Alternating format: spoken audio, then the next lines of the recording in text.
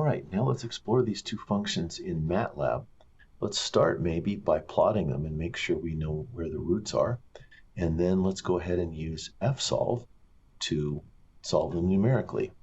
So the first thing I'm going to do is I created a function f1, and that's the first equation. I just pulled it back up here from the command history, so you don't have to watch me type it again. Same thing with f2, and then I typed in fplot. This -2 and 2 means I'm going to plot along the x range from -2 to 2. That's just setting the x range. And let's maybe add the grid to that as well. Pull this down here so you can see it. There, nice and big, looking good. Let's hold on, turn on the hold so I can add more stuff to it. And maybe modify this command a little bit. So there's f1. Doesn't match which order I plot these in. So there we go. Now, one thing we want to see here is let's turn the markers on. Maybe put dots there. I don't know what you want to put here. Maybe squares? Sure. So these are the x locations that the fplot function guessed that I needed.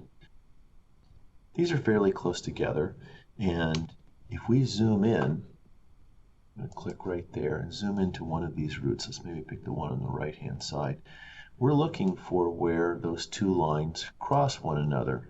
And you can see that as we zoom in, it's showing us actually more and more points. I don't know if it's recalculating or it had those all in the first place, but whatever.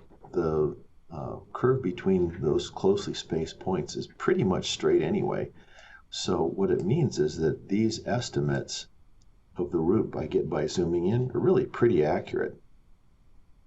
So looks like mine are 1.176 something. That's pretty good. Let's right click, restore view, and I'm going to close this. The next thing we're going to need, and I'm going to clear the command window here. I'm going to keep those. Next thing I'm going to do, I'm going to pull this back up. I'm going to go ahead and define both of these using a single anonymous function. Now, there's a lot going on here, so let's walk through this. First thing is that MATLAB likes to think in terms of lists or vectors. So it likes to think in terms of lists of variables and lists of equations. So by opening that bracket there and closing it there, I'm telling MATLAB that what lives in here is a list of equations. So there's equation 1 and there's equation 2. The other thing is I'm telling it there's a list of variables. There's variable 1 and variable 2, but that sure doesn't look like what I had on the screen. What's going on here? Well, let's pause for a second. I wrote this out on my board and took a picture of it. So here's the picture. And you can see on the left is the original equations as I wrote on the board. And on the right, they're in some other format. So let's think about how we got from one to the other. So remember, the fsolve command expects the equations it sees to equal 0. So whatever you start with, so we started on the left there where it says original equations, and I went to something I'm calling here root format. Well, all I did was whip a little algebra on it so that there's an expression on the left of each equal sign and 0 on the right. That's what fsolve wants to see. Now, just as a reminder, fsolve differs from f0 in that fsolve can solve systems of equations and f0 only solves one equation. That's why we've gone from one to the other. So the last thing is that I've got x's and y's in that root format. Well, that's not what MATLAB wants to see. So all I did was rename the variables. X became x1 and y became x2. So now it looks like a list of variables inside a list of equations. Well, that's what MATLAB likes to see. So x1 and x2 are my new variables. They had been called x and y. So let's go back to the screen now. And see, it makes more sense now. There, x1 is x and x2 had been y. So I've got this, hit return, and there we go. So all I have to do now is type in fsolve. Oops, I spell it right. There we go. So f, now I have to give it a starting point, but I have to give it 2 starting points. So I'm just going to say 1 and 1. And there we go. Got a little chatty on me here, but that's the solution.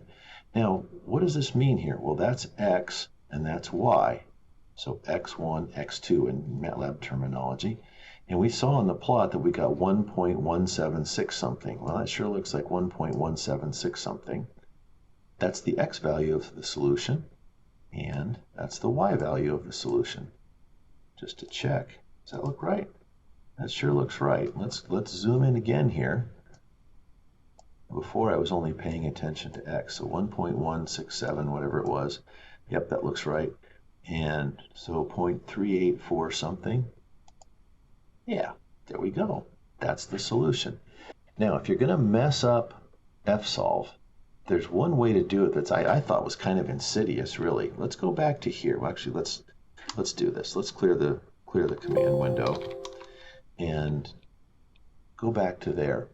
Now, when you're typing in commands in the command line, it generally doesn't matter how many spaces you put in. Here it does. If I do that, and I do that, and hit return, see that comma there, semicolon there, comma there? This isn't just 2 functions anymore. It now thinks it's 4 functions. It actually thinks it's a matrix of functions. If I type in fsolve again, just like I did before, it's going to tell me I don't have enough initial guesses. Yeah, well, this is kind of a left-handed way of doing it.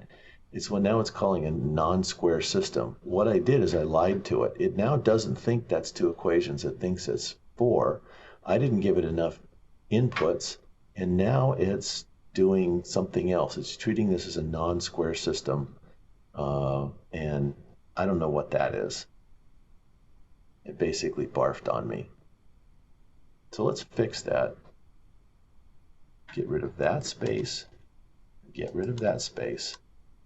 Now hit return. Hit fsolve. Now I get my correct answer again. All right, so now you know how to use fsolve to solve systems of nonlinear equations. Now let's go on to linear equations.